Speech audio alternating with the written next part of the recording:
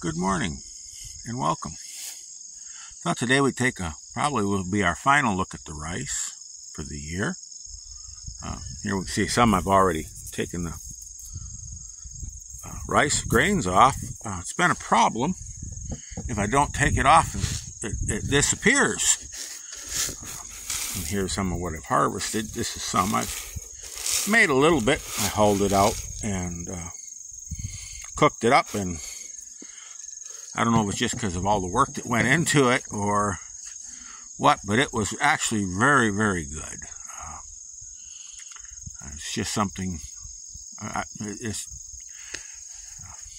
just had just the right spice, I guess. Maybe sweat's the right spice to make it just exceptional.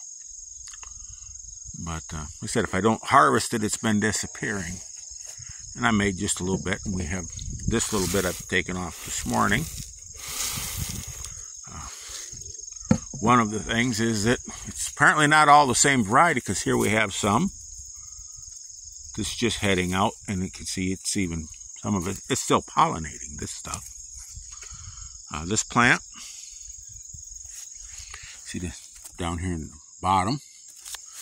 This is the other plant. This one here is almost done. And this was all planted the same day. Here we have another one. See here, these heads. Just about done. These are just turning. So seeing as I'm saving this for seed, and here we have another one, same way. And I'm saving some of this for seed. I'm going to save off these early plants for seed. So we can try this again. Because this was just store-bought rice. And we just did to see if we could grow enough to grow our own seed out of in a situation, if we had to, we could grow enough seed to plant for a regular patch of rice. And that there would be plenty to provide me with all the rice I needed and then some.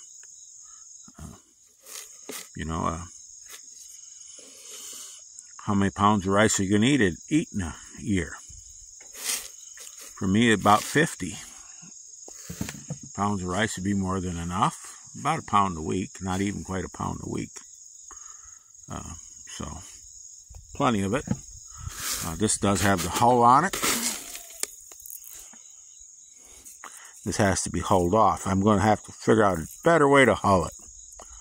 I just used a mortar and pestle and ended up with a bunch of broken up bits and pieces of grains, but I was able to get this hull off the outside of it. If I can get here, work one out here, show you what I mean.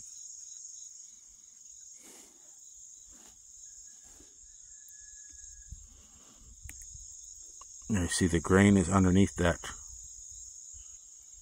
hull there. You want to get that hull off if we're going to eat the rice. But anyway, well, what did I learn doing this?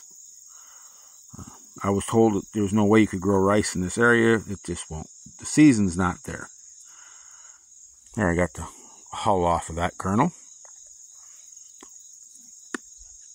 And there's the hull. But that's not true. If you go with transplants, plenty of time.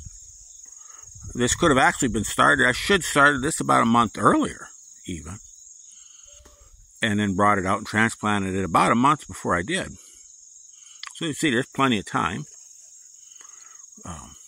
Even this is going to make, we've got at least a month. And it doesn't take that long from here to dry down. So there's plenty of time. It does take more work than a lot of grains. In a paddy, I'll have to have bring water to it from the pond. I would imagine be the best water source. We don't want to be pumping enough water to keep this going out of off of like a city water or rural water type deal. We need a natural water supply for this if we're going to do this. Soil-wise, it did best in the old clay pond muck. Soil that was kind of a red and had a when you dug it up, it had kind of a foul smell to it. It stunk. Rich, gummy, heavy soil. It did poorest in the really good, loose, loamy soil. Like that really heavy clay. It takes a lot of water, but it doesn't take as much water as I really thought it did. You can see I let these dry out. It's cooler now, and I might go, I've been going 3 to 4 days before I water. I probably wouldn't have to water that pot at all, as everything's in the dry down state there. I may just actually quit watering that one. This one's going to need it yet because, like I said, we can still see the pollen grains on that one. It's not done. And the one behind it can probably be left to dry as well. It's pretty well done. But as you can see, here's where part of our rice ends up going if we don't get it. Something's knocking it, knocks off or falls off and ends up down in the water. But anyway, so to kind of put a cap on it, yes, in an emergency situation, you could grow seed rice out from store-bought. It's growable in a lot of areas where people would not think it's growable, or we don't think they tend to not think it's growable. If you're willing to put the effort into it, and it is fairly productive, you know. It is got this. I've ate some. There's quite a bit on, and what do we got? 3 plants there. 3 plants here. One of them ain't much, and there's 4 back there. So, you know, we're looking at 10 plants, and it's probably going to make, just estimating from that and what I've taken off and what's still on, I'm going to say probably close to 1/4 of a pound of rice per plant. I'm just guessing. I could be way wrong, but anyway, that's our rice for the year. Just a little experiment.